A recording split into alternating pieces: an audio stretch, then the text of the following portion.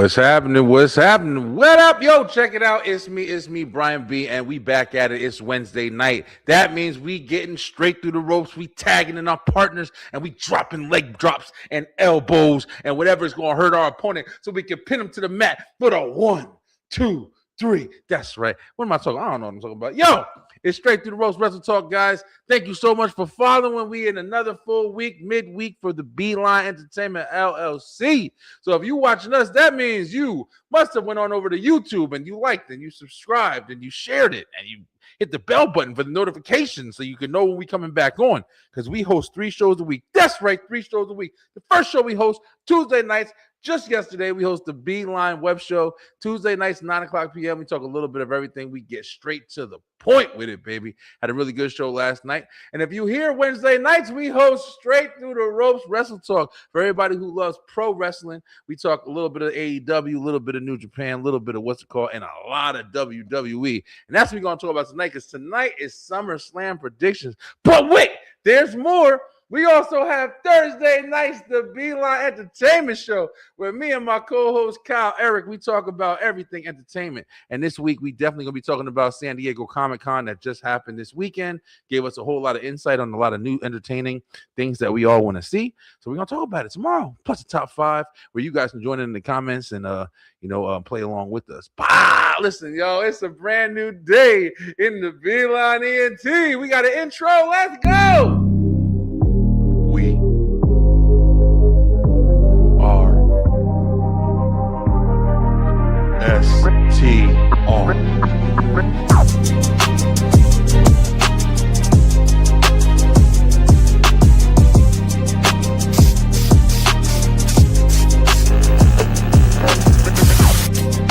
Power Fusion Core, whatever the hell they call it, Fallout 3. Yeah, we give that credit. She is finally becoming a better wrestler, and people are not giving her that. She's had some phenomenal matches. Yeah, let's go. Because, like, seriously, Should have got Jade's wig. That probably would have helped. don't do that. Yeah, at least you would have had. Booker probably should have gone over that year, and Booker should have had a WrestleMania moment. I was trying to give a trick question, but I said 2, but it was 2 winners, and it was Maven and Lydia. That's far there, Beck. But you know what?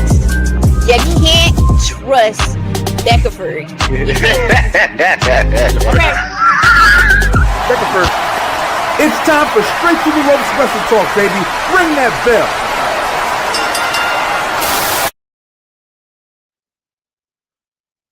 That's right. It's time for Straight Through the Ropes Wrestle Talk, guys. Check it out. I'm your host, Brian B, and we got stuff to talk about. We're going to dive right into it because, listen, yo, I know you guys might have not noticed it, because if you watched Monday Night Raw this week, it didn't feel like a go-home show, I'm telling you. But, yo, this weekend is SummerSlam, man. It's SummerSlam, one of the biggest events of the year for WWE, one of the biggest events for pro wrestling fans. I'm not for nothing, I think I say this every single time we host a SummerSlam, but SummerSlam was one of the first pay-per-views I ever watched. It was my introduction to wrestling in a lot of ways. SummerSlam 1991, man. It was a very, very interesting event, and from there I grew to start watching wrestling and getting into wrestling toys and everything like that. So holds a little place in my heart. But at the same time, man, we got a lot to talk about, bro. So we're gonna jump into it, man. And for everybody, the STR Nation who's in the building, shout out to Slim, shout out to Lay, shout out to Brandon. Hopefully, we'll see some of them in here later. But listen, yo, I gotta jump into this because there's a lot of ground to cover tonight, man. First off, I want to talk about it. Now, listen, as y'all just heard me say, 1991, right? I've been watching wrestling for a very, very, very long time. I have not just been watching WWE my whole life. I have been watching WWE, but not just WWE for my whole life. I've watched ECW. I've watched WCW. I've watched indie wrestling. I've watched a whole bunch of different wrestling promotions, okay? So I got to tell you something. When I say this really holds some weight right here. This was one of the worst segments I ever seen in my damn life. All right, let's get into it, yo. All right. So like I said, this Monday was the go-home Monday Night Raw for SummerSlam. SummerSlam is on Saturday and Sunday. It's a 2-night event. It's so big, you got to do it twice, I guess. But listen, man, it didn't really feel that way. it felt like a lot of filler. It felt like a lot of hoopla. And listen, I'm really trying to do my best since I came back to watching, wrestling again. I took a nice break because I'm a WWE fan, bro. I do love WWE, but I do love pro wrestling. So it's like when it just was starting to get boring to me, I just kind of stepped back and got back into it. But when I did get back into it, I was like, yo, I'm gonna try my best to really be a little bit more positive. I'm gonna try my best to find the things that I actually do enjoy. But this shit right here came on, and I just had to throw my hands in the air, bro. Because what the hell are we doing, WWE? What are we doing, bro? Listen, yo, let's talk about it a little bit. First of all, you're gonna have goofy wrestling. You're gonna have goofy things. You're gonna have goofy topics, whether it be the gobbledygooker, whether it be the little football that Mr. McMahon had. Remember when he was with Austin Theory and stuff like that? Listen, bro, there's going to be a lot of stupid shit in wrestling. I mean, and this is just scratching the surface. I mean, we're not even talking about the Bastion boogers and all the craziness that has been over the years. Danhausen. Danhausen is fun, right? Danhausen is fun. Danhausen is kind of a draw. He's kind of a draw. I hate to admit it, but he's kind of a draw. He's entertaining. He does his little goofy stuff with the curse stuff. Everybody's cursed. You're cursed. They're cursed. We're cursed. Everybody's cursed. And it's okay. And it's okay, but it's starting to get a little bit much, yo. It's starting to get a little bit much. And I think that this right here, this segment that was on Raw, I think this shit spelled out with capital letters. It's one thing. Oh, damn, I don't got the link out. It's one thing to have goofy wrestling, but it's a whole nother thing to have goofy wrestling and then combine it with more goofy wrestling, okay? So what this was, for people who didn't see it, was apparently Danhausen and Joe Hendry, they linked up. They've been having a little bit of a feud with Judgment Day, and they linked up and made a song. So if you know anything about Joe Hendry, he's got the one gimmick that he's made it all the way through with is him and his damn entrance. Say his name, and he had everybody doing that shit. People don't even watch wrestling. So shout out to him for for what he does or whatever. But at the end of the day, I don't really see what's so appealing about Joe Hendry. I've been saying that shit forever, yo. I don't really see what is so appealing about Joe Hendry. So since WWE have Joe Hendry and Danhausen with the "You Are Cursed" shit, two things that they just pushed the death out of, they put them together. And they had these two idiots standing in the ring, singing combinations of both of their skits or their shtick or whatever. And they're singing, and Joe Hendry's got a stupid blue shirt on and his white pants, and he's singing, "I believe that you are cursed. I believe that you are." This all these motherfuckers is doing.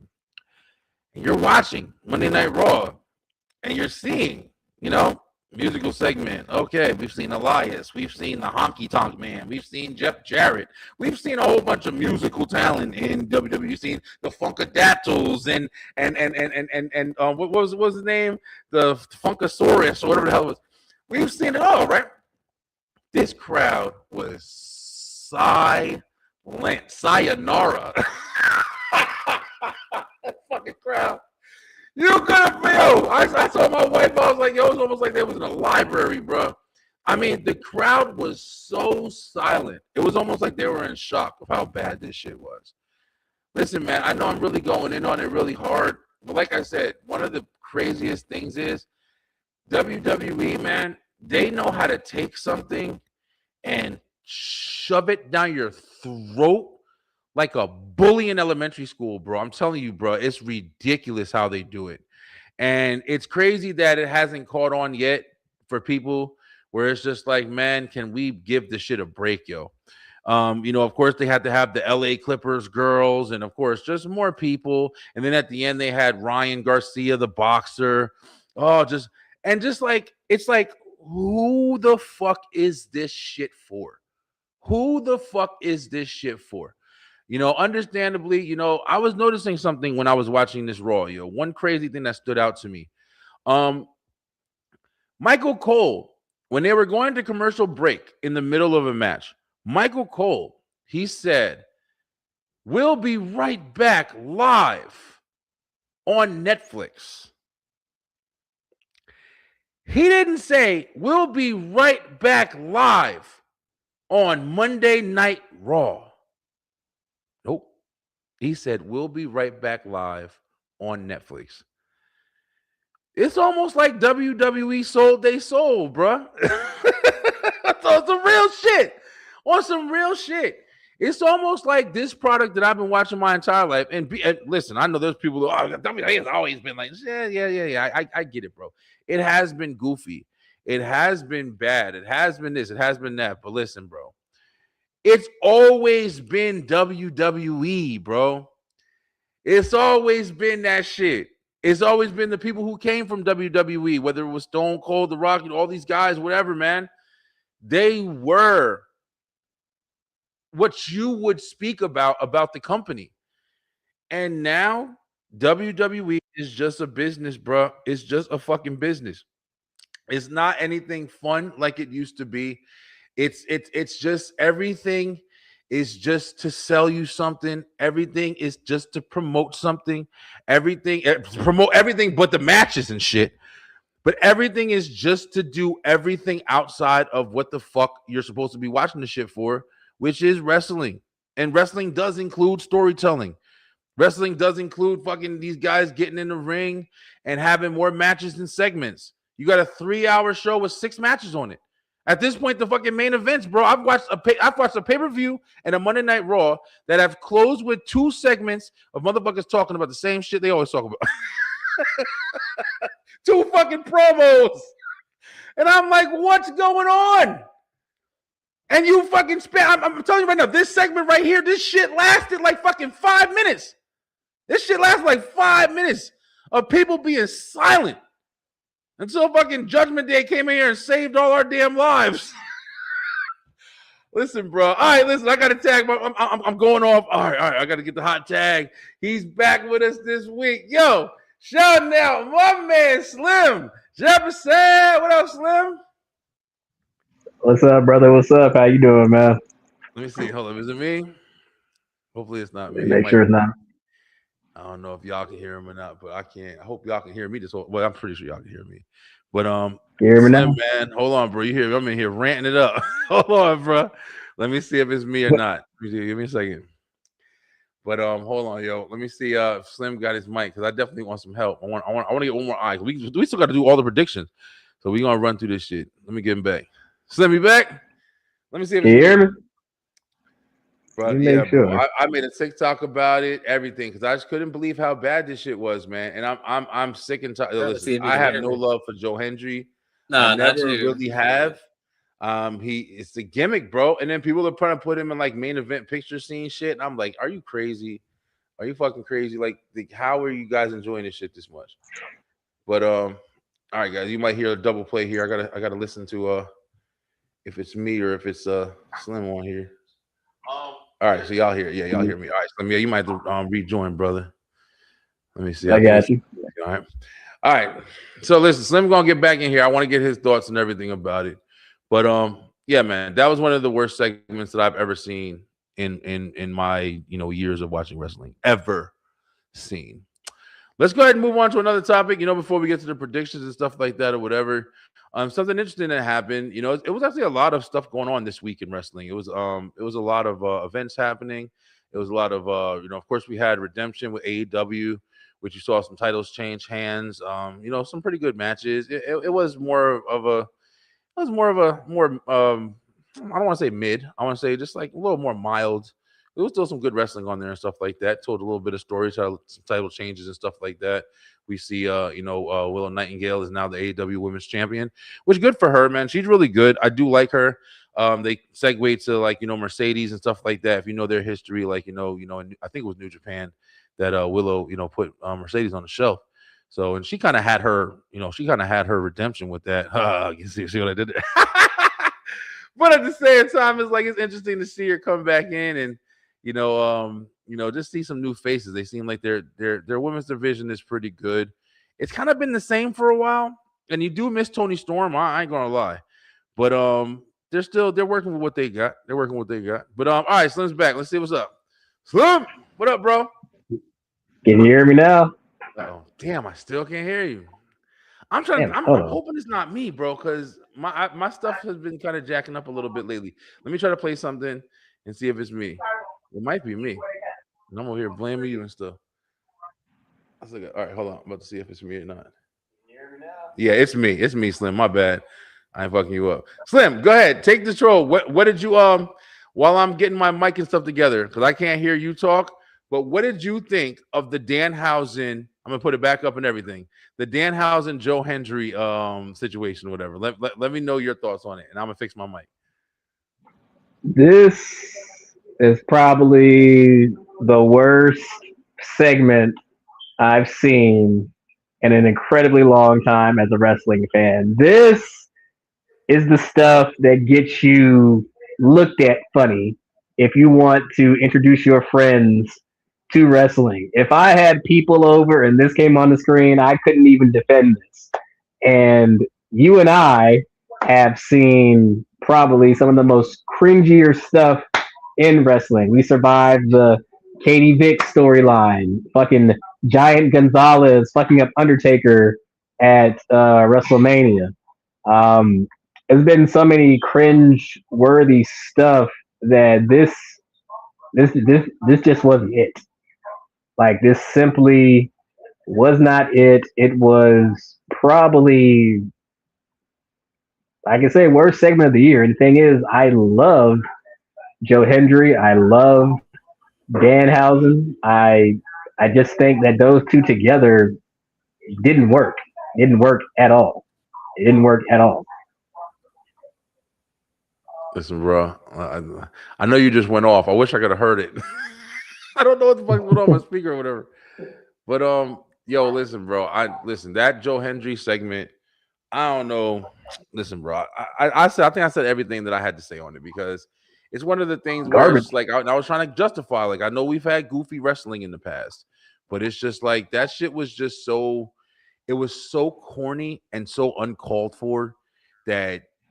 I don't know, bro. I just don't know what to really do with it anymore, man. I mean, I really, really wish that they would get the picture that you're pushing this bullshit, just for the cause of merch and, I guess, trying to entertain.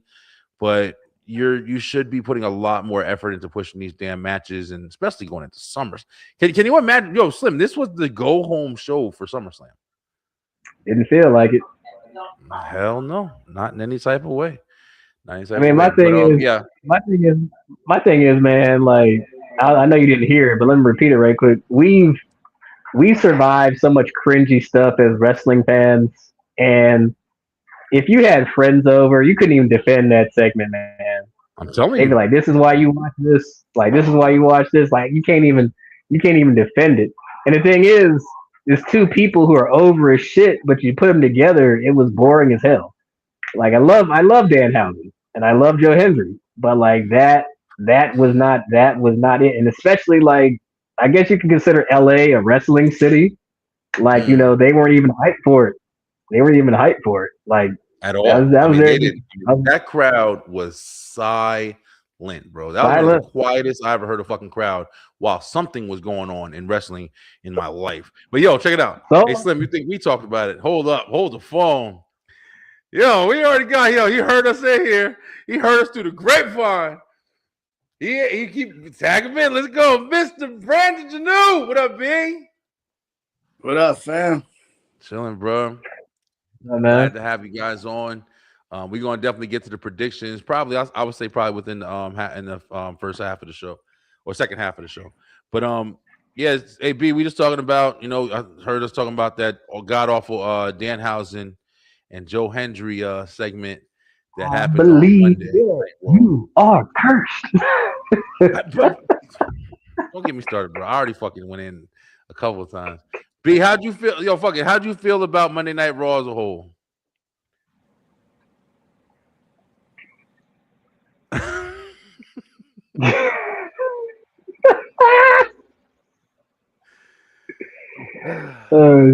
Does that answer the question? Yeah, pretty much. Okay. Listen. Let's save some shit. Let's flip real quick, because I will say one thing that I did enjoy. I I mean, the match itself was okay. It wasn't like it was like a tremendous match, but it was okay. But I did enjoy the results, and that's my girl Raquel, man, finally getting her piece, bro. She like I said this shit a long time ago. Raquel Rodriguez has been shining. I think she's been doing some of her best work since joining Judgment Day, playing the Big Mama Cool role to Liv Morgan. Very, she's been good in matches. She's overcome a lot of shit. And I was very happy to see her win that Intercontinental Championship on Monday. How did you guys feel about that win? Only thing that would have made it better if they had saved it for SummerSlam, but I get it. The card is stacked to capacity. I mean, hey, trying to be funny. You could have put that on the pre-show, and it still would have been a bang. You could have. Yeah, you could have. I mean, yeah, it's stacked. When you got a match like the Bella Twins and Fatal Influence. I mean, we gotta put them on the card over this. I mean, obviously, we gotta. We all know that's just to get them over. That's just to get that group over. Shit, we got an interim ladder match. I mean, we got to do that. I mean, goddamn. I mean, it's not like actually for the real title, but we got to put that on the card. Shit, man. We got to do Trick Williams and Baron Corbin, even though Baron Corbin came back literally 2 fucking weeks ago. 5 fucking minutes ago. Random as hell. With no story, no build, no nothing. He just gets a fucking title match. But okay, I guess, yeah, we got to put that on the card with no rhyme or fucking reason, but okay, I guess. I mean, you can't have that for no reason. I mean, come on now, that's just stupid. That don't make no fucking sense. This card. I mean, we got to do Danhausen and Dominic Mysterio for human monies. That's what they call it, human monies. On a pole. We have to do that match because it's fucking stupid and it doesn't make any fucking sense. But Raquel and Sol Ruka, they can have a Monday Night Raw match. We ain't had a match on a pole since Vince left. They're definitely okay. Cool. You sure he left? Fuck, I can't tell. Fuck, did he leave? Did he? Did he leave? That's a lot of people was over there making fun of. They're saying Vince came back and Russo came back. They didn't call both Vinces. They didn't just call one. They called both. They were like, we need real fucking bad booking. We need old school Vince. We need some shit that don't make no sense. Yeah. I mean, we're definitely getting a lot, man. But shout out to Raquel Rodriguez. I think, like you guys said, I think that this is long overdue as far as just giving her a singles title. But also, I think that the deflection that they've teased 50,000 fucking times it would have been a perfect time. I can't remember exactly when it was, but it was. It might have been the Elimination Chamber where I felt like Raquel, who had a fucking dominant, great performance in that Elimination Chamber. I think that was a perfect time for her, man, to start hitting towards hey, listen, I don't need Liv. Liv was causing her titles. I mean, I would have loved. I hope they're not trying to do some stupid shit and save it for Mania and all this other craziness. Oh my god.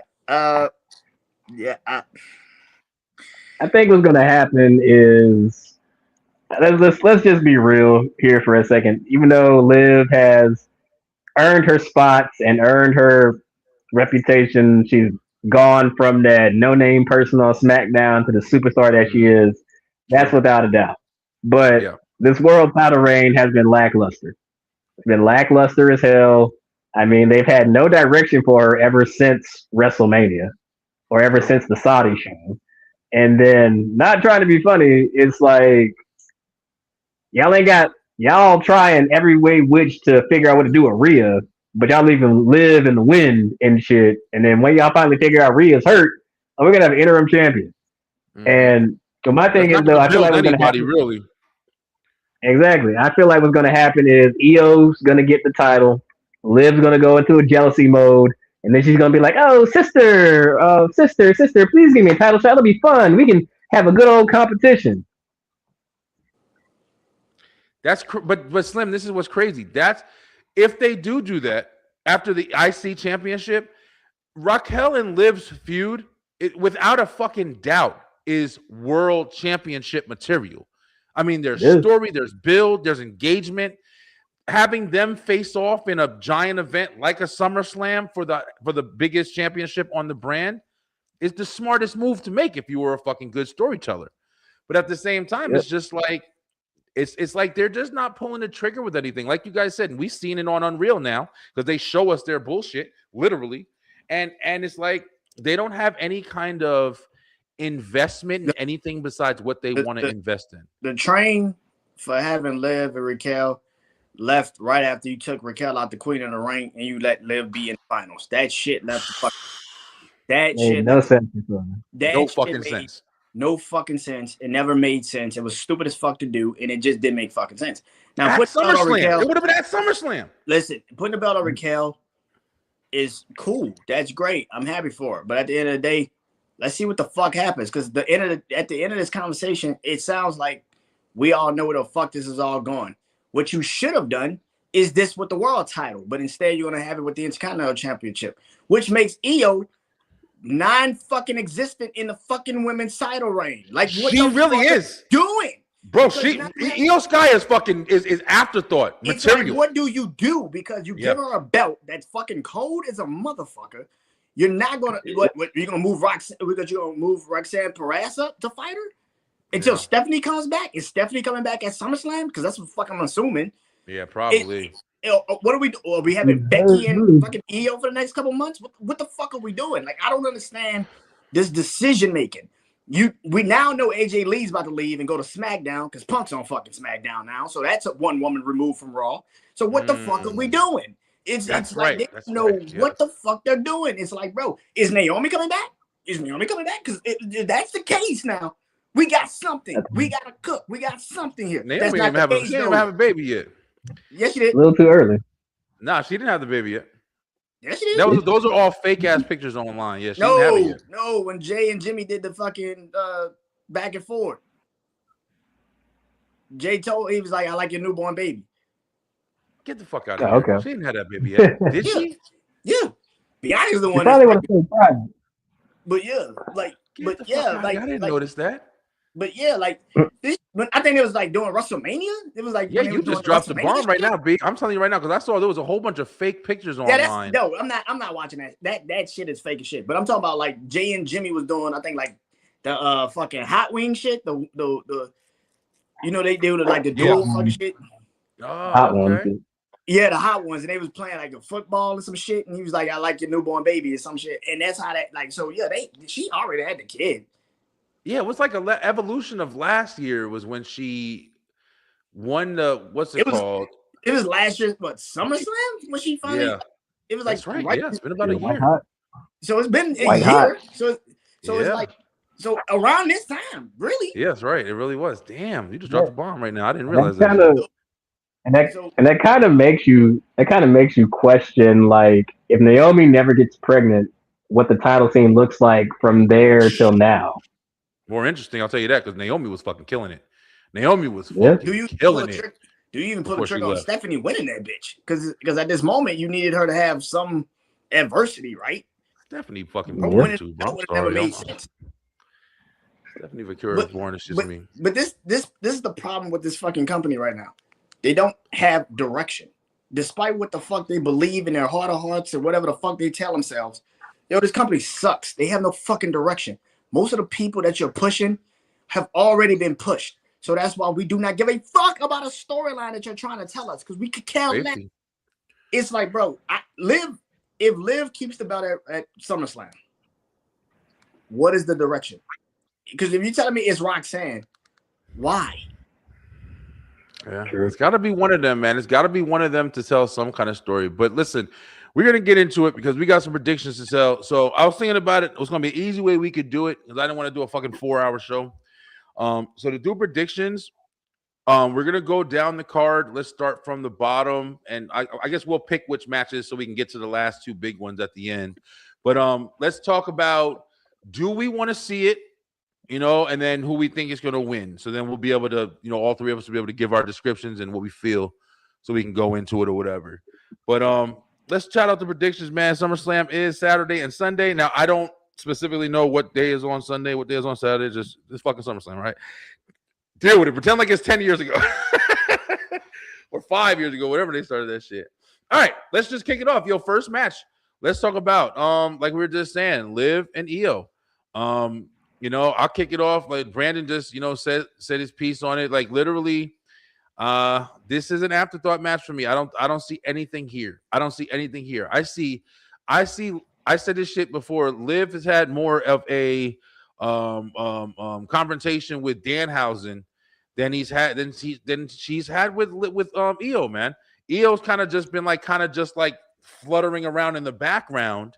You know, it's that whole thing. Remember when Rhea and Bianca were like, you know, kind of pushing Io out the way and shit like that or whatever? It's like it's similar to that. Io's always to the side, bro. What do you guys say, B? I would hope and pray if Stephanie's not coming back, which I'm feeling like she's probably coming back at SummerSlam. I would love to see Asuka come back and help you. Asuka, like that, like at least someone. Like God Almighty, it's gotta be me. It's gotta be something. Danhausen still got the curse on Liv, so I'm assuming that's how you get the belt off of her. Because you don't want to break the curse shit yet. I'm assuming you want to do that with somebody that's actually, you know, work breaking the curse for her. And Liv's not one of those people that you want to break the fucking curse for. Yeah, not right now. They're riding that shit to death, I guess. Yeah, they gonna ride that shit till the wheels fall off. The wheels fall off. Slim, what you feel about Liv and Io, man? Don't halfway want to see it because why are we running back? Why are we running back the Queen of the Ring less than 2 months later? 2 months later. It's not even 2 months later. It's really 6 weeks. It's been on your biggest fucking pay-per-view outside of like Mania and the Rumble. Like, I don't know, bro. It's weird. But I got Io winning. I feel like it's like Brandon said. I feel like they haven't really touched on Danhausen's curse with Liv, and I feel like it's going to come up in a big moment for her, and that's going to send her spiraling. So I got Io with the win, and this should be the breaking point for the Judgment Day. Like by the time we get to what's the next big thing, Money in the Bank, I think we should not have any more Judgment Day. That's fucking not gonna happen. Sorry, Slim. I don't know. Yeah, no, I feel you. Listen, you're not wrong, but I just don't see WWE doing it. I personally, just to say who I think is going to win, I'm not going to lie. I kind of think it's going to be Liv. I'm kind of feeling what you guys are saying about the whole curse thing. That does make a lot of sense. And I might be having too much, you know, like hope for WWE, I guess, or whatever, to think they'll be able to, you know, manage some kind of storytelling at this point. But I think giving Raquel the title and then having Liv have the title, I think they're aiming to have more deflection and more tension being built with them before they go into whatever next steps they're going with them. I don't think that they would do that payoff. I'm trying to give them some credit. I don't think they're bad enough to misuse that huge feud that can be, even if it's potentially Survivor Series, whatever you're going to try to do it at. There's a lot of room there to, you know, have Liv's got a championship and now Raquel's got a championship, and now they're both kind of like a little bit more like, oh, you're the best of all. Well, I'm the IC champion, blah, blah, blah. I don't know. Yeah, but, I think they gave Raquel the belt so they could take the belt off of Liv. Yeah, So, I mean, it makes sense. Judgment Day could have a belt, but it's just not the women's world title. I think they're going to tell a story with Raquel, Liv, and Roxanne trying to fight over the Intercontinental title. They got to get that belt off of Liv. This shit is dead. Whatever the fuck they thought was going to happen with that girl is fucking dead. You can't now go backwards and now tell a story with Raquel, Roxanne, and Liv. It's like, bro, you had 6 fucking months to tell this, 4 months to tell this fucking story, and now you want to tell a story? It's like, nah, fuck this. Take the belt off of her. You already got a belt there. Let's move on. Yeah. Well, we'll see. All right, that's Liv and Io. Let's go ahead and jump to the next one. Let's go ahead and jump to the one that I think is going to open the match for night 1. We got the Usos, Fatu, Jacob Fatu. That's my fucking boy, yo. And they're gonna be versing Royce Keys, LA Knight, and yo, listen, my personal favorite out of this whole group right now, Solo Sikoa, yo. I feel like Solo's coming up, and even though I still don't like the monkey suits, yo. I don't know if it's part of his gimmick. But I'm not feeling the monkey suits, but I do like Solo's dynamic right now. I like the joking. I like how he's still, even though I kind of missed the whole, like, you know, hardcore, I'm the enforcer, Solo Sikoa, you know, street champion. I still am kind of feeling like, you know, the humor, the levity. But if he goes in the ring and he still brings it in the ring, then I'll be feeling it a little bit more. But I like his character. When he came out and he interrupted the Usos on Monday, and he said, yo, Jay was doing the warning shot, and he did the bow. And Solo came out and said, "Pow, pew pew, pew pew, pew pew." I was laughing. I ain't gonna lie. I'm like, all right, Solo, he talking some shit now, yo. So this match, I'll be honest with you, it's given a little bit of shine to LA Knight, which he's been needing a little bit more attention. At first, I thought it was gonna be the same old, because he's been fighting the bloodline like as long as fucking Kevin Owens and them. But it kind of filling him back in. It's making him feel important again. And bringing Royce Keys is kind of putting him in the middle. It's kind of giving him a little bit of a spotlight too. I think it's going over. It's making Jacob look fucking strong. Even though he is kind of still involved in it, but it is making him look strong. Like he went out, you saw it when he was fighting the Usos and shit. He was like, "Get the fuck off me!" Like he's still standing on his own. Like he's struggling with being like, yeah, I'm in the team, but I'm still wild, motherfucker. So I like it. I'm not gonna lie. I like it. It's not boring to me. So I think that this is definitely going to go to Jacob and them, though. I think this is going to be something that's going to build. Hopefully, Jacob gets the win. I don't know if it'll be some goofy shit that'll happen, but I'm going to go with Jacob and the Usos on this one. What you got, B? I don't want to see this shit. I care less about this shit. I hope it dies a slow death. I hope it burns. I care less about this fucking. Brandon don't give a fuck about wrestling right now. This shit fucking sucks. Listen, man, I done already gave my piece on Solo. I got people in my comments on TikTok getting mad because I said Solo sucks. And I stand by that statement. One fucking person can't tell me one fucking match Solo's had in 4 fucking years. Give me one good match this motherfucker's had in 4 years. One. I think it's more just his character, man. And that's he fits where he fits. And there, he fits where he fits. There it is. That's the. I'm not saying he's a bad wrestler saying that. I'm just saying like that's what I noticed more about him. That's the fucking problem with WWE. You want me to care about a character, and then the bell rings, and they fucking suck. And I don't give a fuck about their match. This is the same problem people had with Karrion Kross. Karrion Kross was over his shit until the fucking bell rung, and nobody gave a fuck about his match. Same fucking thing with Solo Sikoa. I don't see anything different about this fucking dude. I can care less about this fucking match. The Bloodline's probably gonna win because they want to keep them looking strong. But the fucking problem is you're not gonna pin Royce Keys, and you're not gonna probably pin Solo. So who the fuck's losing that match? LA Knight. So all this shit's a fucking knot. It doesn't make sense. I fucking despise it. It's stupid.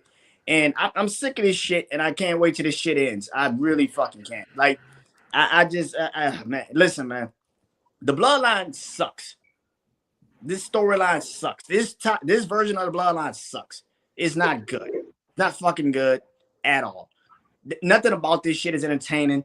And to be honest with you, like, if you actually pay attention to the Bloodline, out of Roman and Jacob, that's the only 2 fucking people that can actually fucking wrestle. That like actually can fucking wrestle. Solo, Jay, and Jimmy all do the same shit. They do the same shit. Okay. Yeah, man. Slim, how you feel? I feel like they built this match well. When they first did it, I was like, okay, how are we gonna hype this up? Because it seemed kind of thrown together at the last minute, especially when they started kind of like teasing Royce Keys coming in with it. Yeah. I would say this. I think it's going to go to the Bloodline. I think they're going to be a better team than those 3. But I do agree and say that this whole entire thing, like the whole gimmick of LA Knight being pissed because, they basically gave LA Knight the conspiracy gimmick that Sammy had 2 years ago. He's taken and ran with it. I was thinking that same shit. Yeah. They kind of giving it back to Sammy too, if you look at it. Like, LA Knight has all the fucking potential in the world. At one point, he was aura farming with Roman Reigns 2-3 years ago when he was going through that 1,000-day title reign. And we've said multiple times on that show, you start him, you stop him, you start him, you stop him. He's hot, he's cold, he's hot, he's cold. You don't know what to do with him. You don't trust him. Money in the Bank because he fucked up one time, and then y'all never let up off his neck since. The one thing I see happening in this match is I wouldn't be surprised if Jimmy took a pin but I feel like either I feel like you're not going to pin Royce Keys because that's going to hurt him and all his momentum. And like I feel like either LA Knight or Solo is going to take that pin, in my opinion. But at the same time, like there has to be some type of aftermath. Like you gotta either knock Royce Keys out and get LA Knight out of there, and all three of them gotta beat the fuck out of Solo. Because this whole story is we got to get Solo back into the bloodline. Okay, I want to be the redheaded stepchild. I don't fuck with y'all no more because I felt like a servant. Out of this and out of that. Jimmy and Jay, your brother's like, we came back. We forgave him. You know, he literally choked Jay out right in front of me in Hell in a Cell during the pandemic, and I forgave Roman. Hell, Jacob, Roman beat my ass twice. And, you know, I forgave him. So, you know, you come on home, Solo. Come on home. Come on home. So, like, I don't think my thing is like you have been pushing Solo as this babyface. I can't see him going back to Roman and being. That's what I'm thinking. Subservient. That's what I'm thinking too. Subservient. They are kind of pushing him. They are kind of pushing him into like his own position. I was thinking that he's going to deflect. I mean, he still might deflect, but I'm just saying, like, if he does deflect, what are they going to have with the Usos, Solo, and fucking Jacob being together? What are they going to do? Like, who are they? What other fucking four people are going to come together and fight him again? Like Brandon said, there isn't much these motherfuckers can do anymore, bro. At the end of the day, there's not much you could do. It's not. I mean, it's literally besides the Vision, it's the only faction on Raw. Yeah, the Vision's not barely a fucking faction anymore. I've already said how this war game's gonna go. It's gonna be the fucking Bloodline versus Set, LA Knight, Street Profits, and Obafemi. Oh, nah. That's the fucking war games. I don't know how to fucking get the Street Profits in it. I have no idea how the fuck you're gonna get Set back into this shit. LA Knight's gonna probably form a fucking team, and that's the and Obafemi because they want to start building Roman and fucking Oba. That's the fucking war games. It's the Bloodline, and now they can go get fucking Zilla. I don't know how the fuck that fits the fucking situation you got. How the fuck is that fit, bro? But Solo fits the fucking bloodline. As much as people don't want to hear this shit, he fits the fucking bloodline, bro. He's not. Y'all keep sitting there and saying he's fucking over. He's fucking over. The moment he gets put back in the bloodline, because that's the only fucking story he's ever fucking had. But that's why giving him this new dynamic like he's getting now. And soon after we get done with this shit, are you gonna care about fucking Solo? I don't know. That's the glory about storytelling, though, because what maybe story? Not. They don't have fucking stories. That's the problem. That's why they put it back in this storyline. The moment the MFTs leave this motherfucker, they put him right back with the bloodline. Why? Yeah, because WWE is not taking. If you thought he was this important, if you thought he was this fucking over, if you thought he could be this guy, why the fuck did he have to get back with the bloodline? Why? Because WWE is not taking risks. I saw an interesting deep dive post from a very talented young man that's saying Solo Sikoa is more of an entertainer than a wrestler. He is. The fucking character. but yo, listen, that's not character. That's. But listen, all right, fuck. He's fucking Rikishi with fucking better personality. What the fuck he is? But that gets over though. Let's be real. Over, and like I say, it gets over, and then you got to get in the fucking ring and wrestle. Hey man, listen. We watched listen, yo. We watched a lot of wrestling before these motherfuckers coming in here trying to be Olympic champions and shit. And listen, everybody wasn't the greatest wrestler in the world, but they told the story and it was entertaining as fuck. At the end of the day, I mean, you got a lot more to see now. And you have a lot more competition because the caliber of wrestling has definitely evolved to a level of you haven't seen in a long time or maybe ever. But at the same time, it's like, let's not act like, hey, listen, if you're decent in the ring and you got a good ass character behind you, you can go pretty far. It's not like you're stopped in the mud because you're not the greatest wrestler, Jade Cargill. You still have a lot of room to make. if you can do shit right, you can fake it till you make it. That fucking woman was minding her business. I haven't done it in a while, B. I'm sorry. She came out of nowhere. This is better. God damn. Lord, she has gotten better. She has gotten better, no doubt about it. She's gotten better. You know, she got a little cronies with her and shit. You know, the shit, they got a little storyline. They doing their thing over the little baddies and stuff. But hey, listen, be as it may, we're gonna watch SummerSlam and see what happens. Like you guys saying, like, you know, let's do a speed run real quick. There's a couple of matches on this card that are gonna be, listen, it is what it is. We're gonna watch it and whatever. Shit could be on Raw. We got Danhausen on the pole with Dom. We got and listen, this no hate to Penta and Danhausen on the pole, my brother. What the fuck? Danhausen on the pole. Is he on the pole? That'd be a fun ass match. Fuck this nigga doing. After that Joe Hendry shit, listen, hey, listen. Got a Danhausen on the pole. What the fuck are all these niggas on? Got teeth on the pole. Never do Joe Housen again. Oh man. All right, listen, we got Danhausen versus Dom. We got Penta versus Gable, which is probably gonna be a good ass match. That's what's gonna be a good ass match. That's Looking for that. Yeah, looking for that. Then we got let's see, we're gonna throw a couple more in there. We got Sammy versus Finn, which is gonna be another match that's probably gonna be really good, but I mean it's a number one contender match. And you know what? I was gonna hate on this match, but a number one contender match. I'm not shying away from that, because remember, I used to love when they'd have a match, even if it was at a pay-per-view, to show you who the next person is that's going to be kind of stepping in line. That's going to be the next feud. It kind of gets you excited for it. So I'm not hating it. And it also puts the fans in a bit of a dilemma, because would you go cheer for Sammy because you know he got screwed 9 days into a title run, or are you going to cheer for Finn? Somebody you've been screaming that needs a fucking push for fucking years. For a while. Yeah. So it kind of puts the fans in a dilemma. Like, there you go. You can't get mad at us because, motherfucker, we gave you what you wanted. That's true. No, you're absolutely right. I think that's good though. That's what they need. That's the shit you need to do. Yeah, that's really good. But so we got those. I'm just gonna give my picks for him. I'm gonna go with Danhausen. I think they're gonna find a way to make him win on some goofy shit. Maybe it'll be a return. That'll be interesting. But we'll see. I'm gonna go with Gable. I think they're gonna give Gable that title. He deserves it. He's been fighting for a long time. And then I'll definitely say I'm gonna go with Finn. I think they're gonna give Finn the thing. I think they're pushing Finn heavy right now. I think they're pushing for a Sami Zayn heel turn.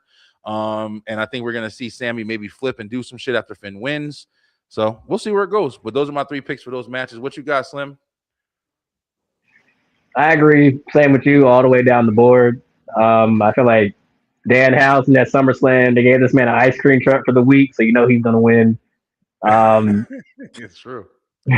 And then I feel like the win benefits Finn more than it does Sammy. I get it. Sammy lost that title over a hot cup of coffee. I get it. But with Sammy, you can come back to that. Finn, I feel like you got a short window with Finn, and you got to strike while that fucking iron is hot, boy. Because I mean, he been drowning. He was drowning in Judgment Day for 3 years, and you would think that feud with Priest would have basically elevated him more, but did nothing for him. Barely did anything for Priest. Him or Priest at that moment. Him or Priest. But I mean, I agree with you down the board. I feel like I forgot something.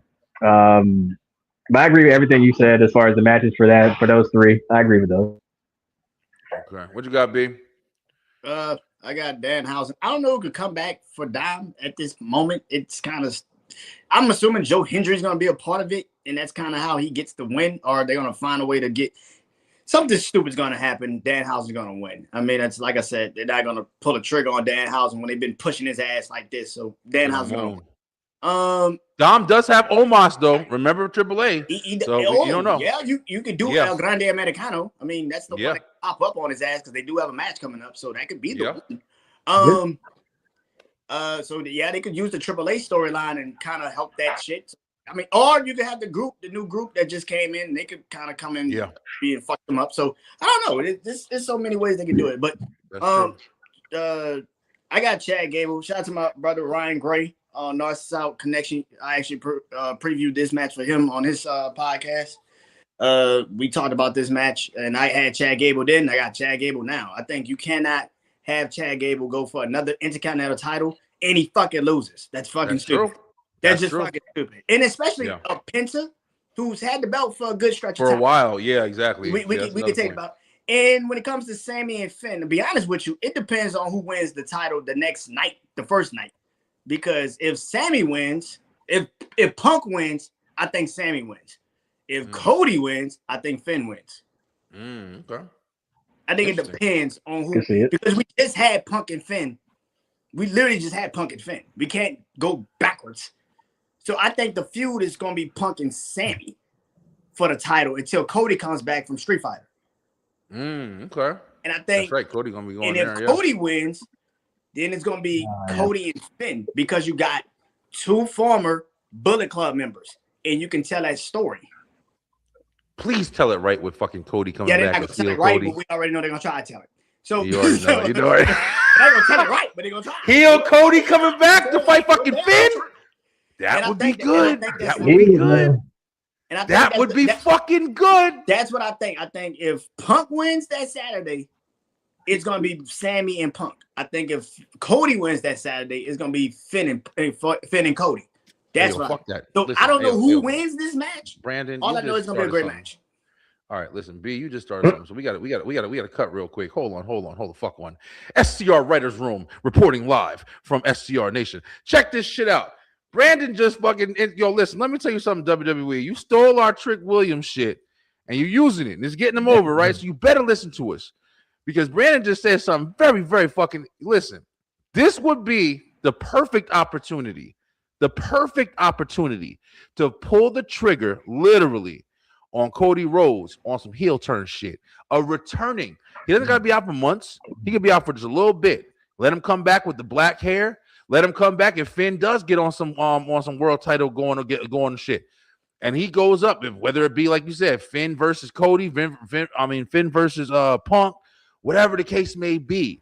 Let Finn keep growing. Let Finn get, and then have some Bullet Club Cody shit come back to fight some Bullet Club Finn shit. Hell, I'll even go further. Put some you got Tamatonga laying around. I think you could do some damage, right? That's a fucking story. Fuck the bloodline. I would love to see that. B, that was good right there. That was good. I had to fucking stop. I had to stop the press. I'm thinking from the perspective of what this situation is. Like Finn started Bullet Club.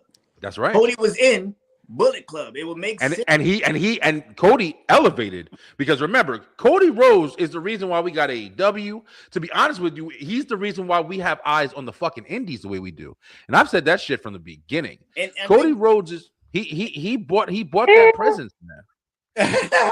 Bro, listen, man. Well, Slim, okay, outside of you. I mean, this is my thing, bro. This is my thing. I'm sorry. This is my thing. I watch Bullet Club. I watch Bullet Club from the very beginning to that bullshit that David Finlay was trying to do. In between, Finn, hella over. His era, hella over. AJ Styles, hella over. That's what got him to the E. I mean, besides his work in TNA, that's what Vince noticed, him doing that shit in Japan, and that fucking phenomenal match he had with Shinsuke Nakamura at Wrestle Kingdom 12.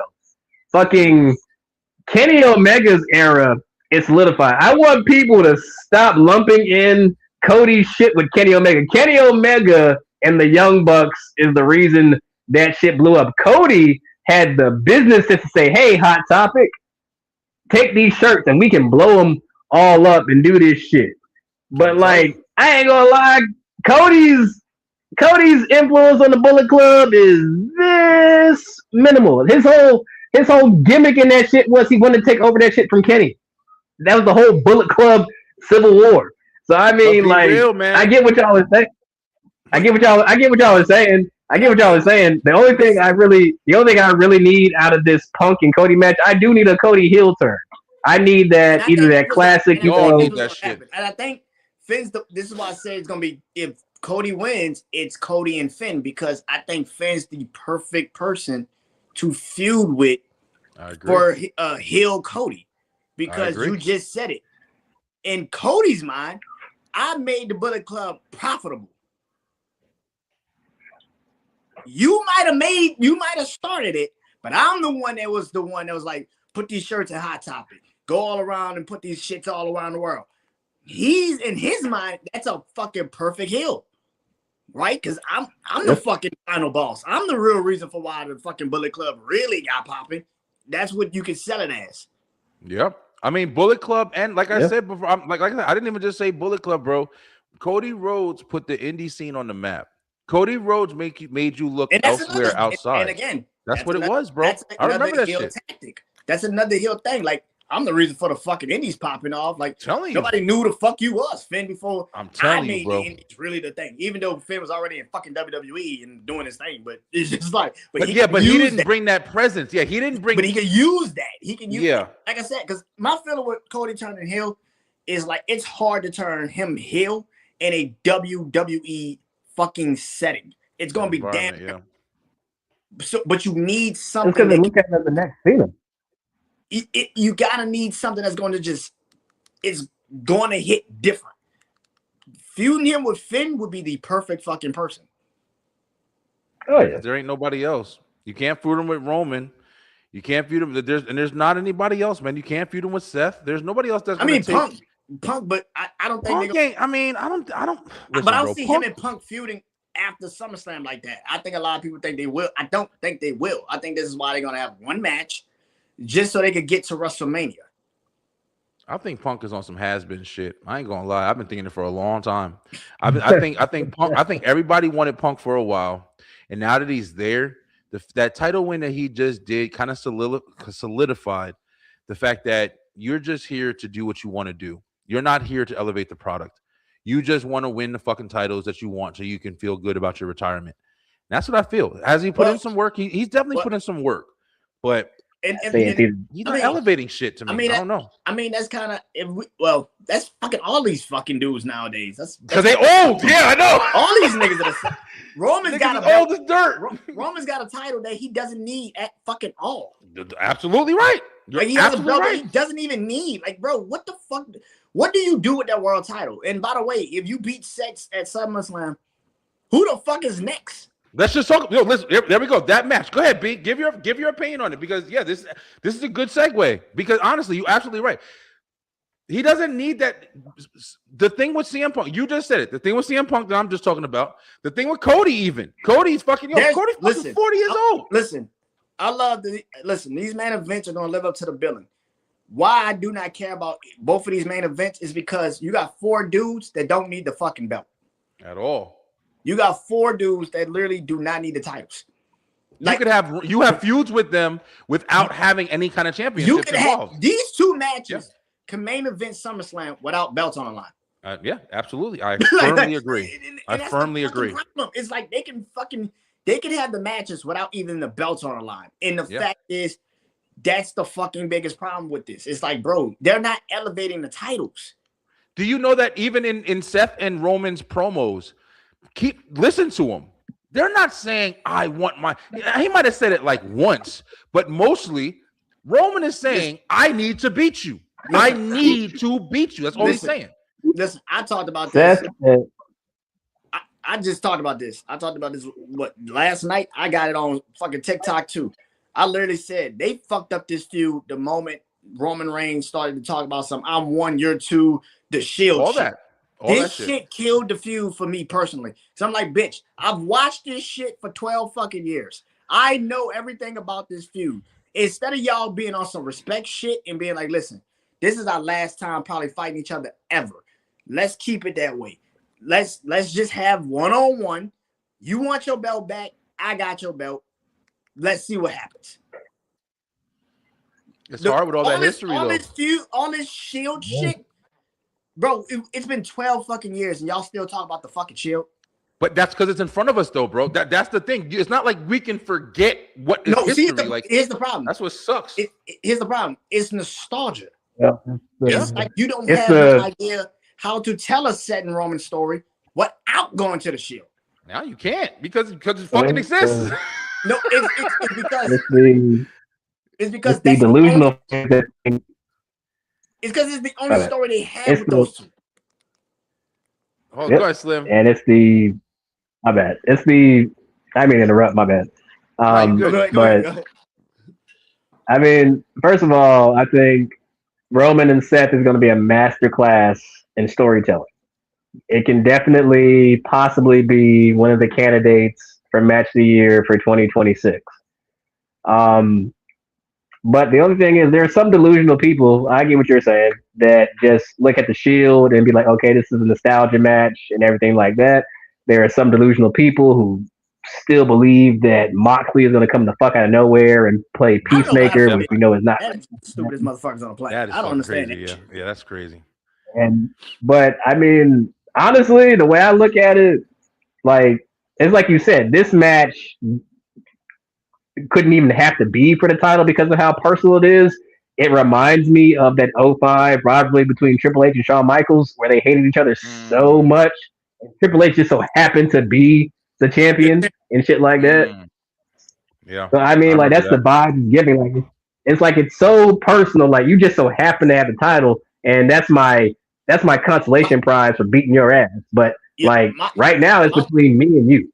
Yeah, my problem with this feud, and this is my problem with this match, it's like you only talk about the Shield. It's like, bro, there are so many things you could bring up with these two, them being the last two of that generation, technically. Like, they're I mean, really they brought the that up. last two of They that brought that fucking up too. generation.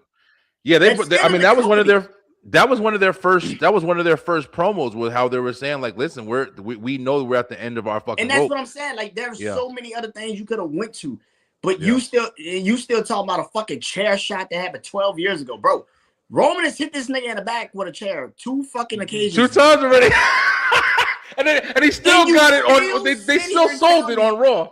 That's right. And you still sit here and tell me this shit is why they still don't like each other. It's like, bro, who the fuck believes that? If you're watching this shit and you're sitting there saying that's why they're still feuding because of the like, bitch, what the fuck? Are you serious? Roman never beat Seth. That's the real reason. That's the all real you reason. had to say, bro. That's why I said he should have fucking beat Roman. That's why I said Seth was the final boss for Roman fucking Reigns when he had the title. Seth literally came out and asked for a match. Roman's like, I need to beat you. Why? Yeah. Why do you need to beat him? He the tribal chief. He's supposed to be the big dog. He's supposed to be the best of the best. And listen, you could have used that one versus. You could have used that 1 versus 2 shit. I said it perfectly on the show, on my show. Like, bro, you could have used the 1 versus 2. You could have used that perfectly and say, yeah, I've always been one. Roman could have said, I've always been one. But when it comes to these matches, when it matters most, you've beaten me, and I need to prove that I can beat you. That's right. That could have flipped that and said, yeah, you're right. These people look at you as one. Hell, this company looks at you as one. But we all know, me and you both know who really one is. All right, so let's go ahead and with our final vote here. B, who do you have winning this match? I want Seth to win, but it's probably gonna go to Roman. Okay. Slim, who you got? I got Roman in 5, but it's either I feel like one of two things is going to happen. It's either going to be the cleanest victory for somebody, or this is when you bring in Zilla Fatu. You know what I think? I think Zilla's going to NXT, but I don't think he's going at all. I think we get a flip. I think we get the Tungans joining the bloodline. Oh, the you mean the twins, the sisters? No, I'm talking about Tama Tonga and Hook. Oh, and Tongaloa. I think they join the fucking bloodline. Hey man, that's interesting. That's an interesting part. Because they got nothing on SmackDown. They got nothing to do. They have nothing at all on SmackDown. They literally just killed the Finn feud, so they really have nothing to do. So if you want to keep Solo face, you have to do something to make the bloodline strong at some point. Putting them with them makes fucking sense because you literally had them say the elders told us to leave you. Yep. Okay. Interesting. That's interesting. Definitely interesting point. I mean, I'm going to join y'all and say I definitely think Roman's winning. I personally think that this is going to be. I think for them, we both know that this. We all know that this is extremely personal. Of course, I think this is one of those matches that kind of go even higher than a story. I think that they came in together. They're brothers. You know, there's so much fucking history. I think, of course, this is going to send, you know, Roman into, you know, like he said, I need to beat you. And I think that they're going to give that to him. It's going to be one satisfactory thing. I think Seth can afford the loss. And to be honest with you, to be dead ass with you, I don't know what's going to happen with Seth after this.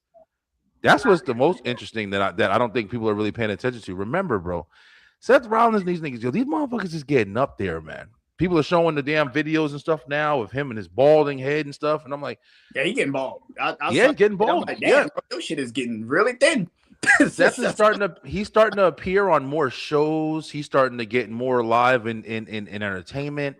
Mm-hmm. It's like I feel like he's definitely starting to transition a little bit, getting older. I'm sure the injuries is, but you know what I'm saying? They put a lot into these promos that they've been talking to each other. I don't think he's gonna do what his wife is gonna do, which is go into acting. I think he's gonna host like a podcast. I think he's gonna do more like a podcast. I think he's still gonna be in wrestling though.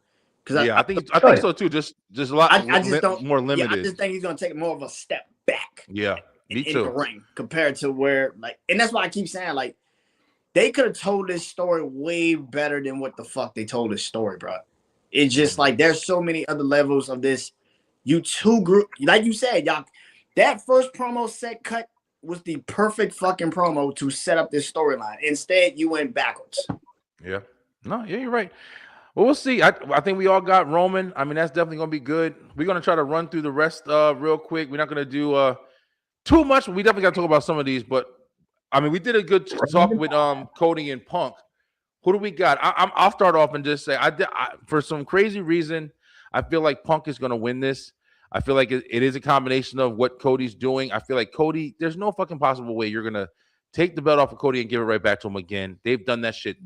This is like the third time doing this. If they do that, I really don't feel like they're going to do that. It's going to be a reason Punk wins. I don't know. This might kind of set off Cody. We might not see Cody for a little while after this. Like you said, he's going to do the movies, got to do some other shit or whatever. It'd be a good idea to let him step away. And then hopefully, man, bring him in with a new introduction and kind of a new character build where it would really set him up to do a lot more good in future WWE shit. But another one. Keep forgetting, man. Cody Rhodes has already publicly said, hey, listen, I'm on my way out the door. These motherfuckers is people who have said, Roman too. They've all said, like, hey, listen, we're at the end of the rope. Like this, we ain't doing too much more. So what wrestler do you know that's fucking still, besides John Cena coming back to do his final run or whatever? Like when they get to this point, man, you start seeing a lot less of these guys. So I don't know, man. It's interesting, but I definitely think I'm gonna go a Punk on that match. What you got, B? I got Punk as well, and I think Cody turns heel after the match. I think he raises his hand up and he kicks him in the balls. Oh, interesting. Right away. Okay. What you got, Slim? I got Punk winning. I think same thing like Brandon said, but I think he's gonna say something like, good match, little brother, and that's gonna set Cody the fuck off. Yeah. Yeah. And then Cody's gonna do that wild man shit with the chairs and all. We seen it all before, Cody. Just turn fucking bad, all right? Stop the tease. All right. Let's go ahead and jump. We're gonna knock a whole bunch of these out real quick, and then we're gonna get to the last match that I know we all want to talk about, and I'm gonna leave it for last. Not even the main event. But we got Trick Williams and Baron Corbin. Should be, yeah, definitely big enough for it. Trick Williams versus Baron Corbin. We got the ladder match with the interim championship, so they can pretend that they're Rhea Ripley for I guess a month or some shit. The Rhea Ripley opening. The Rhea Ripley opening. Opening. Fucking invitational and shit. Invitational. We got the tag match with Fatal Influence and the Total Divas or whatever you want to call them. Then we got Magnus returning to the ring to fight Gunther. Let's go ahead and I'll kick it off just to give my piece on it. Listen, the Gunther match, it's interesting to see Nick Aldis get back in the ring. I knew him as Magnus. I remember him, but I was not a fan. I don't remember a lot of stuff that he did or whatever. I mean, I wasn't like against him. But I've seen a couple matches. I saw him in this match, NWA match with Cody, which was really good. That was one of the things that I first saw when I realized, like, oh, wait, yeah, that's right. He is a wrestler. And I didn't know that he's only 39. Like, it's interesting. He's still young. He looks like he's playing like the retired wrestler role, but he actually is still. He's younger than some of the guys who are fighting with the titles right now. So I'm interested to see it. I think Gunther's going to win it. I think Nick Aldis is going to get in there, and I think this is only going. I don't think it's going to really open up a giant thing for him, but you never know. Might turn into something else. Definitely think that the Bellas and them are going to win. I think they're going to give something that's going to be like a fun match. I really hope this sets Paige off, and I hope Paige jumps back into the women's division, and I kind of hope she turns heel. I'm not going to lie. I want to see that bad girl Paige. This is my house. I missed that shit. Paige is fucking phenomenal, and I'm interested to see what she's going to do back in WWE. Trick Williams. I'm going with Trick for this. Trick is going to keep the belt. I think Baron Corbin is going to do a really good showing because I like Baron Corbin a lot. And I hope that they really do something good with him. Don't treat him like fucking Rusev, who is I'm crashing out after fucking matches now. I don't know what happened, but Rusev was pissed, bro, because he came back to WWE and he ain't doing shit but taking L's. But we'll see what happens with that. Yeah, I heard they said something. His hand was numb or something like that. But I don't know. I think Rusev was on some frustrated shit. I mean, and for good reason. They ain't really doing shit with him. But he's on TV, so I guess whatever. But and then the last match, the interim women's match, I do think that last position is going to be for AJ Lee. Like Brandon said, I think she's going to jump into that match, which is, hey, whatever, But I definitely think they're giving this one to Charlotte. I think Charlotte's going to, she's been out of the title picture for a really long time. She's been holding her position with the tag titles with Alexa Bliss and everything.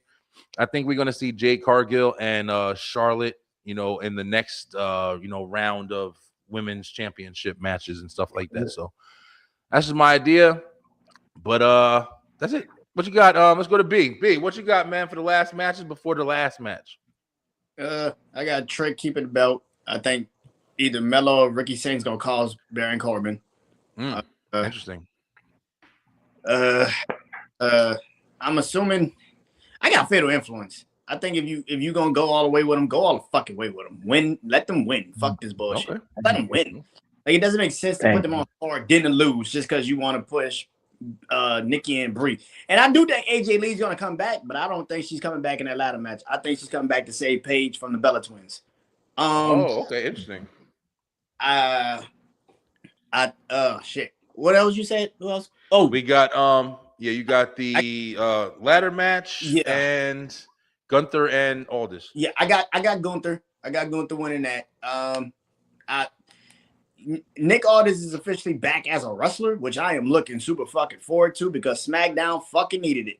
And now when he comes back, whenever the fuck that happens, Nick Aldis versus Drew McIntyre is gonna cook like a son of a bitch.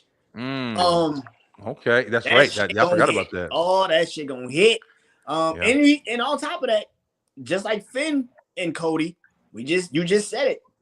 Cody and Nick Aldis can be a fucking feud too. That's a big feud, yeah. So that can be a feud too. So, but yeah, I got Gunther. I don't. Y'all done killed Gunther's fucking aura. You gotta give him. It really did. Yeah, he don't got shit no more. I ain't gonna lie. Dude. Shit, man. You gotta give him. He just runs his mouth now. He's not. You don't even remember the ring general shit no more. You don't remember Imperium. They had to kill that man aura. He should have been in the fucking one-on-one match for the fucking title. That's really who the fuck should have been in there. But anyway, I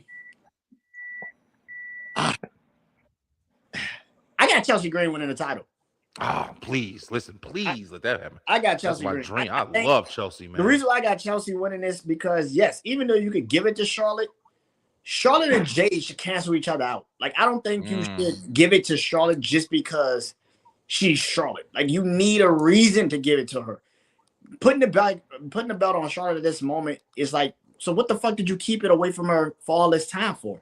Just so Rhea to get hurt, and then you give it to Charlotte. Like, that doesn't make any sense. I feel like Chelsea Green is the perfect person to put that belt on. She's already over with the crowd. You can at least see what the fuck she can do. You can, and already you also have a built-in storyline with her and Tiffany Stratton. I was thinking the same shit. Because they, what you just said with the Judgment Day, I think they would do it with Chelsea and Tiffany. You both got belts. Soon as Rhea comes back, we already know Rhea's beating Chelsea. That's another reason why. I think soon as Rhea comes back, she's getting the belt back. It doesn't really. So putting the belt on Charlotte wouldn't really make sense at this moment because, like, I don't know, man. Soon as Rhea comes back, she's beating whoever has the belt. I think that's what everybody thinks, but I think that there's going to be an opening for something else that Rhea's going to be doing with that. I don't know, man. I don't think Rhea can come back as the same fucking person she left as, man. I'm sorry.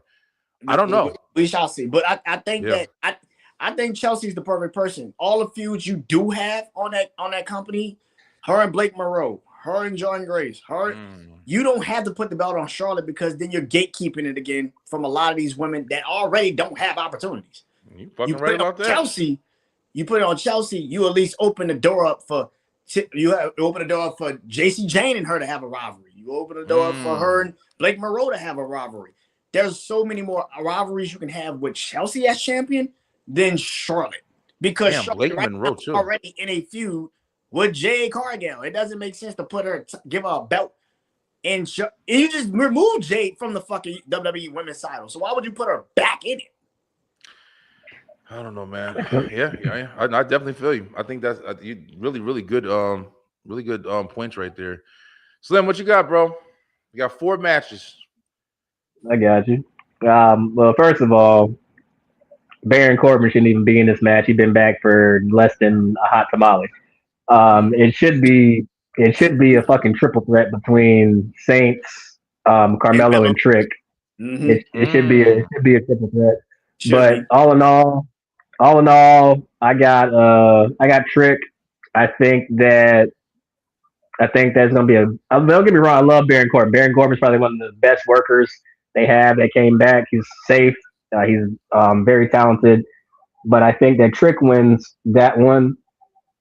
As far as the Bella and Fatal Influence, it's like I agree with Brandon. If you're gonna go all in on the heel group, go all in. Don't start and stop them. Because JC Jane can play that girl that you just hate so much as the mouthpiece, Fallon Henley as the sadistic cowgirl, and Laney Reed just being there as a menace. I think Fatal Influence wins, and I think that the Bellas turn on Paige because this whole thing was Nikki couldn't go at WrestleMania. So, Paige, you took my shine as half the tag champions with my sister? Yeah, that's gonna. Yeah. And I agree with Brett. I feel like somebody has to come out and save Paige, and that's where AJ goes. And then onto the ladder match.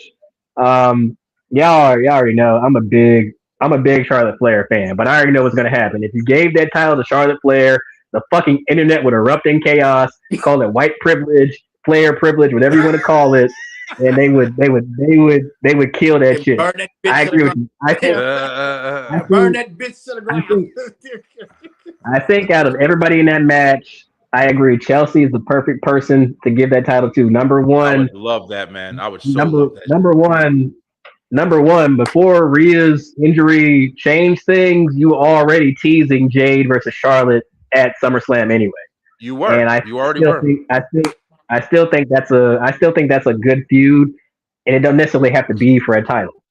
They don't necessarily have to be for a title. It's always, the only thing you got to do with Charlotte Flair is I can prove I'm better than you. I'm better than your last name. That's the whole thing you can do with a Charlotte Flair storyline. Yeah. But I feel like it's like Brandon said, whoever wins is gonna get the fuck fed to Rhea when she comes back. And Chelsea's character and gimmick is the only one that can survive that because Chelsea can bounce back. But if you gave me Rhea versus Charlotte or Rhea versus Jade, that's gonna affect somebody down the road. It's going to kill any type of momentum you gave Jade, and Charlotte's been slowly trying to get back to the title picture. It's going to kill that shit. Tiffany Stratton's not a factor in this match. She's probably going to do a crazy moonsault bump, and that's it. But yeah, I feel like this is a crowning moment for Chelsea, and even if Chelsea is a transitional champion, I feel like this will be a test for her. And screw you, P.S. Michael Hayes. This will be a test for her to see if she can actually do it. And then I think if she does well, Chelsea Green this year gives women's Money in the Bank, and they run it back at a later date. And then finally, Nick Aldis versus Gunther. Y'all know me; I'm a wrestling purist. I pretty much watched him from Magnus to being in all those factions in TNA, tag team champions with Doug Williams.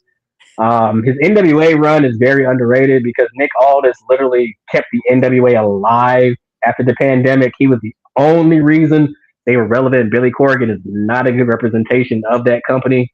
But not trying to be funny, everybody had forgotten about the 10 pounds of gold until Dick Aldis was carrying it around like classic Ric Flair back in the day.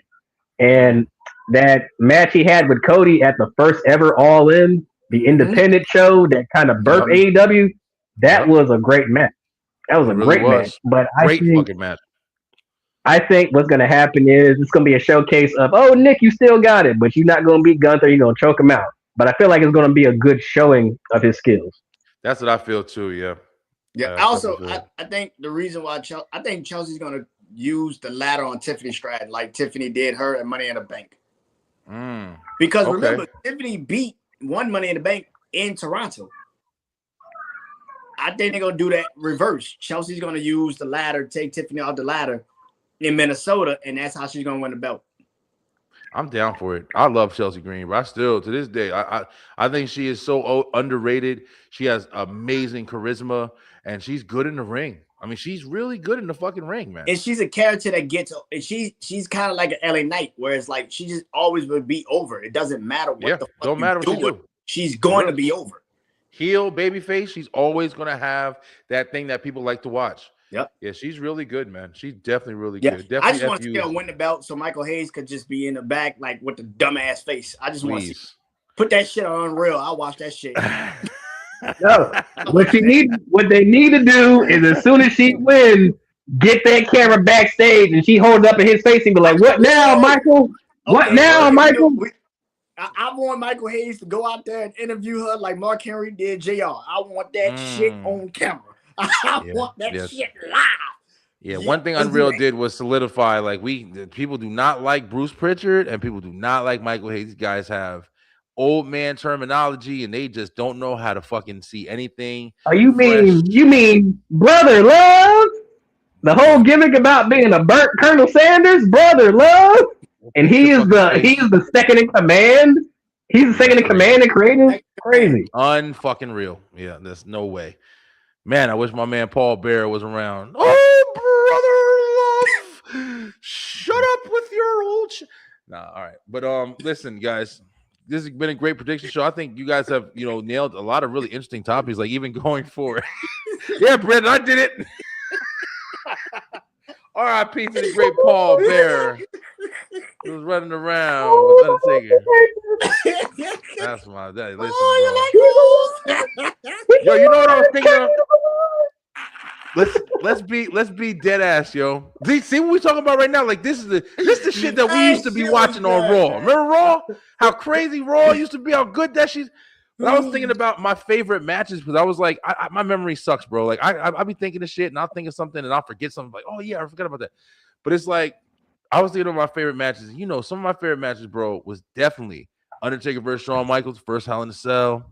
Of course, the introduction to Kane and stuff like that. But one of my favorite matches of all time, I always watch this fucking match, was Undertaker versus Yokozuna casket. Faithful Rumble. When they were trying to fuck, it was King of the Ring, 1993. And they were, Yokozuna had everybody. He's already fighting Yokozuna. Yep. He had everybody in that back room. Bam Bam Bigelow, Crush. There was a whole bunch of people. Motherfuckers came out trying to put the Undertaker in. It was like 3 times they put the Undertaker in. They had closed the cast. Undertaker opened that shit, started beating all they ass. And then came out the Titans. Aaron kept getting raised, and Undertaker kept coming back. Bro, it was so, that match was so fucking good, bro. That was that so mullet good. Undertaker? No. That was, he had his long hair. That was 90. That was like 93. Yeah, that was 93. Royal Rumble 93. I'm pretty sure it was King of the Ring. King of the Ring. It was Royal Rumble because it was Royal Rumble. It was Royal Rumble. You're right. Yeah, it was Royal Rumble. Yeah, it was Royal Rumble. Kevin Nash, all them boys came out there, whooped it. Bro, they was whooping. Taker was fucking them all up, bro. That's when he did that infamous video thing, and like he was elevating the darkness. Mm-hmm. Yes. Scared the shit out of me when I was young, bro. Petrified. But yo, do y'all remember the vignettes though when he was making the customized casket for Yokozuna? Oh yeah. Talk about fucking legacy. Man, I'm telling you, yo, listen, and to go there and to watch this Danhausen shit, I'm telling you right now, bro, WWE should be ashamed of yourself. And listen, it's goofy shit sometimes, but damn, y'all used to be hitting hard, bro. But all right, guys, we're gonna wrap it up. We got one more match that we're gonna give our thoughts about real quick, and then right after we're gonna go ahead and hang it up for the night. But and that last match is going to be the Hell in the Cell between Brock Lesnar and Oba Femi, bro. I'll kick it off and just say, listen, I know it's gonna sound crazy, right? I don't give a fuck about Brock Lesnar. I don't. I'm sorry. I think that Brock Lesnar should have retired in that ring. I think he did it well. I think that would have been an awesome scene, and we could have put him in the Hall of Fame. But be that as it may, I fucking love Oba Femi. And I get what they're doing. Brock Lesnar is one of the toughest competitors of all time. Putting them in the Hell in a Cell is going to be something to watch. But let's be fucking real, guys. This match is going to be fucking 5 minutes long. Yes, be completely honest. This match is going to be 5 minutes long, maybe 6. But at the end of the day, you know, this is to put Oba over. This is to put Oba over. Hey, We bro, may this get it. shit, yo, hold on, time. If this shit is 5 minutes fucking long with all this build, Nigga, it's gonna be 10-minute entrance. Yo, 10-minute 5 entrance. minutes. count your fucking days. Like, This swear shit gonna be to 5 God, minutes. count your You remember that fucking Goldberg days. versus fucking Yo, Brock this shit Lesnar? 5 minutes long, bro. Telling Count you. your Oh, fucking days. God. Like, This you shit gonna be have 6 no minutes long, idea. nigga. Shit gonna be 6. Well, hey, the other matches were fucking 5-6 minutes long. All that What shit was is ding, ding, ding, ding, ding, ding. What the fuck? That's it. Your King of the Ring match was what? A couple F5s, and then it was over. Brock's Bro. matches don't last long. Man, this shit better not be 5 minutes fucking long. Shit Bro, gonna be if 6 they, minutes long, boy, nigga. WWE. It's a hell of a count your cell. It fucking can't be days, 5 bro. minutes. That's what I got. It's a hell of a This cell. shit is This shit gonna be in the mid. It's probably gonna be it might be the. It's gotta be either well, shit. I thought maybe the Usos tag might be open. This might open the show.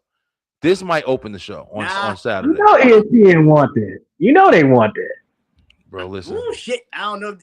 The problem with this is like there's gonna be a lot of blood, a lot of fucking carnage. I don't know if they can do it with ESPN. I don't know, man. I think it's gonna be. I ain't gonna lie though. We do get boxing on ESPN, so we shall see. Yeah, that's true. That's true. That's true. You do. I ain't gonna lie though. It's hard to top Hell in a Cell after what Drew and Punk did a year ago. Yeah, That that's shit true was fire. too. They had a really good match, yo. Fire. They had a really good match. And I think both of them are gonna get some color. I think Brock's gonna bleed first, and I think Oba's gonna bleed.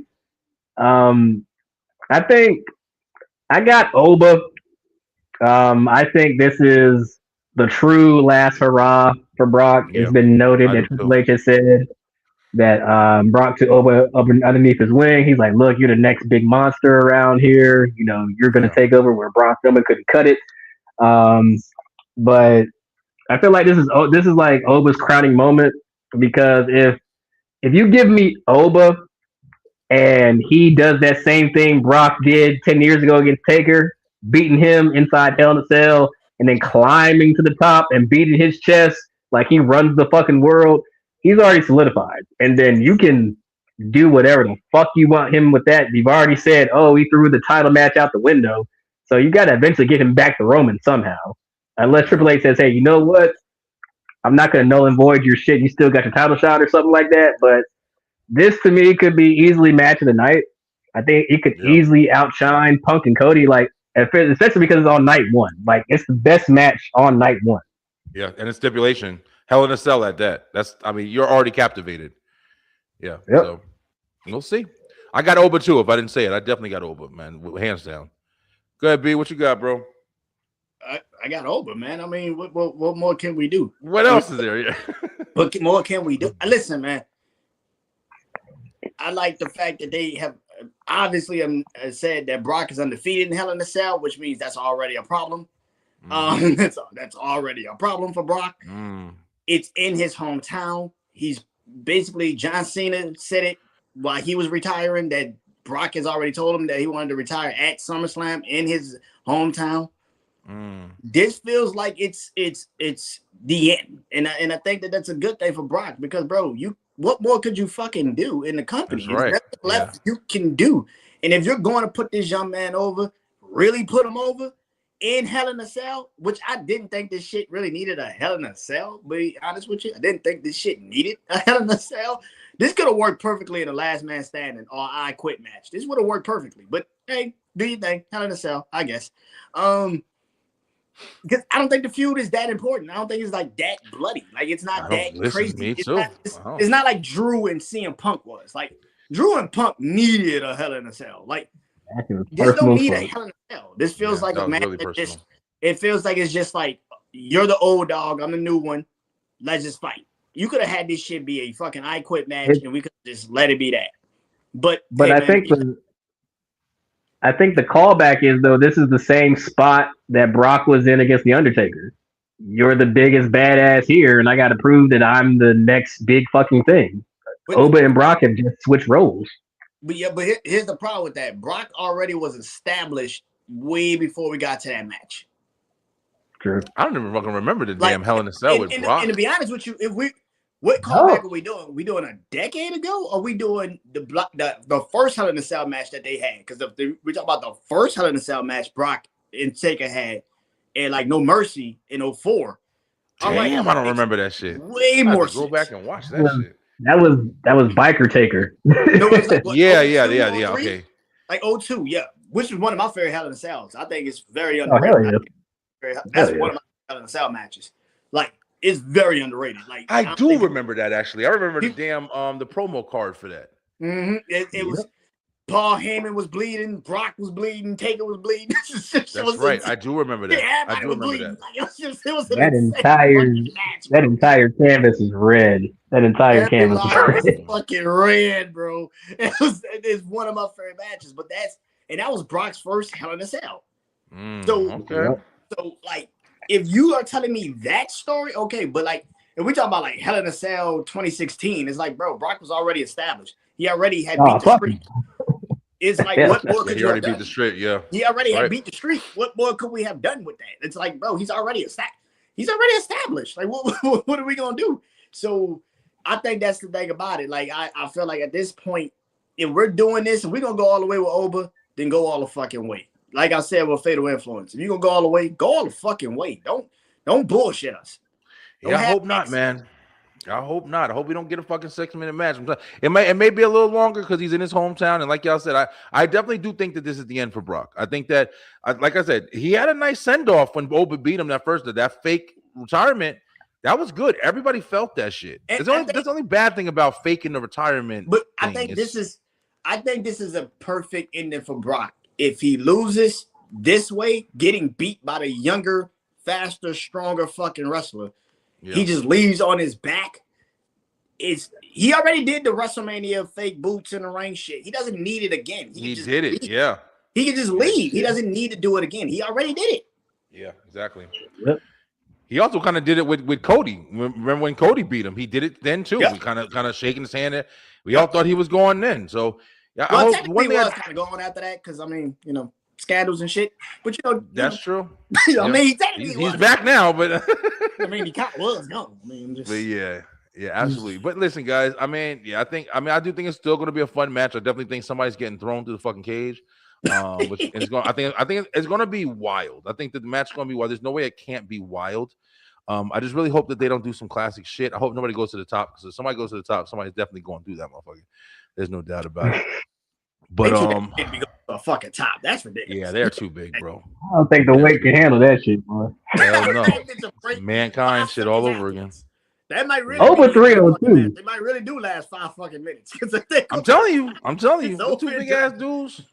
Yeah, it's gonna be interesting. But listen, guys, once again, always a pleasure talking wrestling with you guys, man. I mean, since I've come back to wrestling, I'm not gonna lie. Like I said, Brandon, we talk all the time about the gripes and stuff we do have. But I've been enjoying some stuff, man. I was even checking out. Listen, big shout out to fucking Grayson Waller coming out there and spitting some game and cutting a crazy good promo on Crash Out promo. Yeah. And all the momentum now. I'm excited. I'm excited to see what he's got going. It's one thing to come out there with balls and show people that you can talk, and then you captivate that audience, and now people got to see it though. So now you got to show something. So it's interesting, but yeah, and you guys were absolutely right last week. You said NXT they're doing a really good job of building some new presence, and I'm enjoying it. I'm enjoying even some AEW shit where I'm like getting ready. Like I was talking about Redemption earlier. It's like I'm paying attention to Will Ospreay and Dark Riders, whatever the fuck they're called. It's interesting. There's a lot of wrestling going on, bro. You got AAA. There was so much wrestling just this fucking week alone. TNA is doing good numbers on AMC. It's like everybody is doing a lot right now in wrestling. So it's a great time to be a wrestling fan. But guys, Shout out to you guys. Shout out to everything that's going on. We're gonna be back next week to talk about like the results of SummerSlam and everything that we've learned and what happened after Raw. And we're definitely gonna start getting into a little bit more AEW talk and NXT talk as well, because I do want to talk about a couple of things. It's SummerSlam right now, so it's a lot, to talk about in that area. But B, what you got going on this week? Raid review show for SummerSlam, night 1 and 2. Basically getting ready for that. I was pulling double duty for that. Still got to finish my NXT list, which I'm kind of, going through the YouTube, going through all the old matches of NXT Black and Gold. So that's awesome. Nice. And I'm having fun doing that shit. So a lot of research. And I mean, next up, probably get ready for a debate. I'm trying to really think about what debate I want to do. Probably Chris Jericho and AJ Styles. That's the one I'm leaning towards. Okay. Probably do Chris Jericho and AJ Styles in a debate. So shout out to Chris Jericho, still doing it big too, man. He's the Painmaker, fought Tommaso Ciampa at Redemption. Yeah, I just want to shout out Willow Nightingale. Yeah, we did that earlier too. Yeah, big shout out to her, man. You saw Chris Jericho, and he said he's not even thinking about retirement. He said he's still having fun. He still feels good. So hey, listen, more power to him. People forget Chris Jericho. I was telling my son when I was talking to my son about Rey Mysterio. I was teaching. I was like, because we saw him come on, and he was fighting what's his name on Raw. He was fighting Ethan Page. And I was like, man, I've been watching Rey Mysterio since I was, in school and shit. Like, I was watching my whole like wrestling life, or whatever. And I remember Chris Jericho. That's insane. Chris Jericho. We've been watching Chris Jericho and Rey Mysterio for fucking since we were kids, possibly. I'm telling you, 1995, 1996. That's fucking crazy. Yeah, it's crazy, bro. These motherfuckers was on video game on Nintendo 64. yeah, bro. Yo, before that. These motherfuckers was on video games on Nintendo 64. The fuck? Yeah. They still on video games on Xbox One and PS5. What the fuck is going on? I'm telling you, bro. It's insane. Still in we're old. We're old when we can all remember Rey Mysterio getting long darted by Kevin Nash into the side of that damn truck on NWO. Yep. Long dart. That motherfucker got tossed. Definition of tossed. That shit was crazy watching that. Dude, it was dead. The thud he made when he I'm telling you, hit that fucking. It was dark too outside. That shit looked horrifying. I was like, the way he bounced on that shit, boy. Yeah, I'm telling you. That motherfucker hit that motherfucking truck, Lord. Yo, we talk about, of course, we talk about wrestling all the time and stuff like that. We talk about a lot of WWE and stuff like that, but people forget. Yo, I can't stand. So when I be getting into conversation with people in TikTok and shit, like, yo, you forget, motherfucker. Like, we didn't always have to be able to watch the luchadors in Mexico and stuff like that. Maybe we didn't have that, but we had the ability to turn on fucking WCW and watch some of the best fucking luchador wrestling that there was. And WWE ain't have shit on it. I'll tell you right now. WCW, we say it all. Psychosis, fucking Hoovy. You got fucking La Parka. You got Rey Mysterio, Eddie Guerrero. Even the ones who weren't firmly luchadors, you still had Dean Malenko and all these guys having amazing fucking technical matches. And Billy Kidman, bro.